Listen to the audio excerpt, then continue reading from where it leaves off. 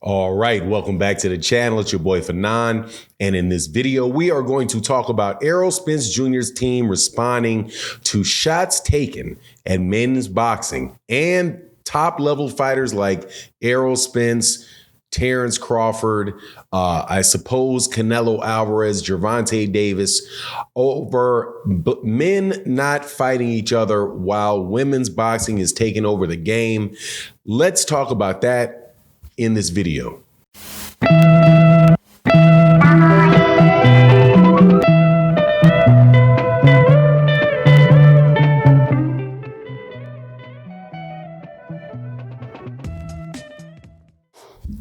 All right, welcome back to the channel. It's your boy Fanon, and in this video, we are going to be talking about some statements that Errol Spence Jr.'s team member responded to or reacted to from Claressa Shields. And Claressa Shields, if you're not familiar with her, is a 3-division undisputed champion in women's boxing. I do believe that she is the undisputed 168-pound champion. She was the undisputed 60-pound champion. And I do believe the last one was at 154, undisputed title at 154. One of the best female fighters ever to do it for sure. Calls herself the GOAT for good reason. 2-time Olympic gold medalist. Really, is the best, is definitely the best in women's boxing. And one of the best female athletes in the world. After this weekend's fight, which took place in New York City, was a really, really big night. Amanda Serrano and Alyssa Baumgardner both were on the same card. Richard Hitchens was on that card as well. Very, very exciting, very, very exciting fight card. Really, really enjoyed it. But after the fight, I think Claressa Shields started feeling herself a little bit, which ain't really unusual for Claressa Shields. And she says some things that about women's boxing and how purposely knowing she's going to stir up the pot. Basically said that women's boxing, even though it's not very deep, and that it's a situation in women's boxing which is different than men, and that the best are all fighting fighting the best in women's boxing, and that's not happening in men's boxing. And basically said that there's like 5 or 6 guys at the top of the sport that aren't fighting each other, and comparing that to women's boxing. I have to say, man, that Jay Iceland, who was with Errol Spence Jr.'s team, had responded with a, shake my head and a cap, right? Like, man, this is not true. And I got to tell you, man, and I agree with him 100%. And I do really believe that Claressa Shields is just kind of feeling herself, but at the same time, very, very, very glad that we can have the conversation. And that tells you how far along women's boxing is coming. Now, before I get into the details of that, though, let me welcome you back to the channel. If you're a longtime subscriber and supporter of the channel, thank you so, so much for your continued support. If you're new to the channel, hit that the subscribe button, join the channel. We always have really, really good boxing conversations on a daily basis. Thank you to everybody that supports in the super chats and the cash apps and the super thanks of videos like this. But let me tell you why. First of all, this is a really good problem to have, because women's boxing right now is doing very, very, very well. It is definitely matured past the point that you have it's seen and viewed as a sideshow by a lot of people, because that's pretty much what women's boxing was for the majority of my life, or my span as a boxing fan. Starting with like Christy Martin and Ann Wolfe and Lucille Riker and was it Mia St. John's? Just during that time frame of Layla Ali, it was a big sideshow, right? Now there were some very good fighters like Ann Wolfe, Layla Ali, Christy Martin. I think Christy Martin though was kind of like that, just out there blood and guts or whatever. But now you have in women's boxing, I think you have a higher skill set. You also now have people like Katie Taylor and Claressa Shields and Amanda Serrano making over $1 million for a fight. And they are definitely matching up with one another and fighting one another. However, I think that she's basically just going over the edge a little bit with her comments about the top men fighters not fighting each other.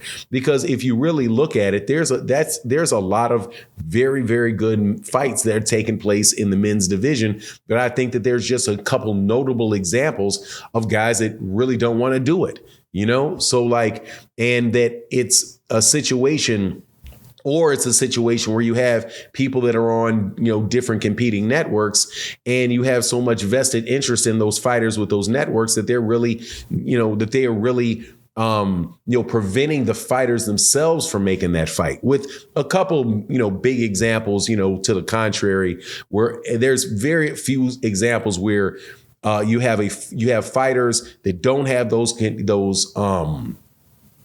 have those network issues where those guys don't want to fight each other. At least if you look at the 154 pound division, you don't see that in the 154 pound division. You had Jamel Charlo rather, fighting everybody in that division and bringing that division all the way together. It's also not true when you look at the 147 pounds and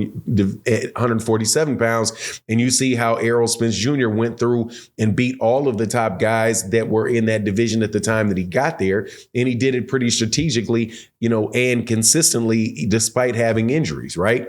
You can also look at guys at 140 pounds where were different tournaments at 140, and a lot of those guys at 140 fought each other. Josh Taylor fought Regis Prograis. I do think, obviously, though, that there are, the big examples of the fights not happening with like Deontay Wilder, Anthony Joshua. But even there, Deontay Wilder went and fought Tyson Fury several times. Deontay Wilder proved that he wanted to fight the best. Anthony Joshua, not so much. But I think, again, that had something to do with it. It has a lot to do with Eddie Hearn.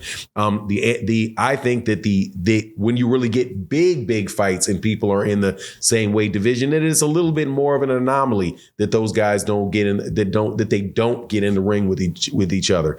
I do say, though, that it takes a long time for those things to get done, and that to me is a little bit disturbing, right? But now, obviously, people are going to point to Gervonta Davis again, who's with the PBC, and you've got Bob Arum, who has all of the other belt holders, all of the belt holders and the other big name fighters over there on Top Rank. But if you listen to what Bob Arum says, Bob Arum is saying, look, man, we don't need to fight Gervonta. We've got all the big fights. We've got all the big fights ourselves. Now, but if you want to throw Gervonta and say, okay, Gervonta did that, or you want to say Terrence Crawford did that with Errol Spence, because he definitely did that with Errol Spence.